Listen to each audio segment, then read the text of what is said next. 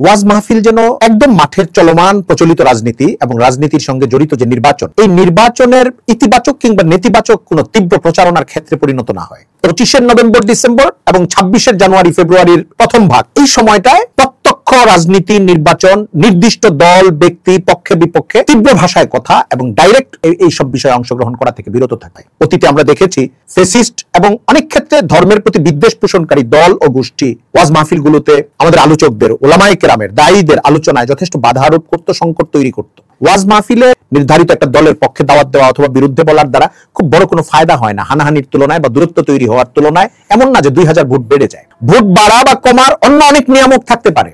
নির্বাচনের আগে আগে ওই দল বা ওই প্রার্থীর অনেক মন্দ কাজ সামনে চলে আসলে মানুষ তাকে ভোট দেওয়া বন্ধ করে দেবে, অনেক ভালো কাজ নতুন করে সামনে আসলে মানুষ তার ব্যাপারে সিদ্ধান্ত নিতে পারে, এটা ঠিক আছে। কিন্তু ওয়াজ মাহফিলে বক্তার আলোচনার কারণে এখানে একটা বড় পরিবর্তন ঘটে যাবে এইদিকে বা ওইদিকে, এটার সম্ভাবনা কম। এই জন্য যেখানে ফায়দার পরিমাণ ক্ষতির চেয়ে অনেক কম, আমরা ক্ষতিকর পদক্ষেপটার দিকে না যাই। কোন কথাটা মানুষ উস্কানির অর্থে নিতে পারে, কোন কথাটা বিভাজন তৈরির একটা ইস্যু হিসাবে নিতে পারে, ওই জায়গাগুলোতে আমরা যেন সচেতন থাকি, তাহলে অন্তত তাৎক্ষণিক জটিলতাগুলো থেকে আমরা বাঁচার একটা পরিবেশ পাবো। নির্বাচনের আগে আমার আলোচনার একটা ইঙ্গিত অথবা ডাইরেক্ট উস্কানি অথবা সম্পৃক্ততা যেন নির্বাচনকে কেন্দ্র করে পক্ষে বা বিপক্ষে না হয়, জায়গাটা আমরা খেয়াল রাখি।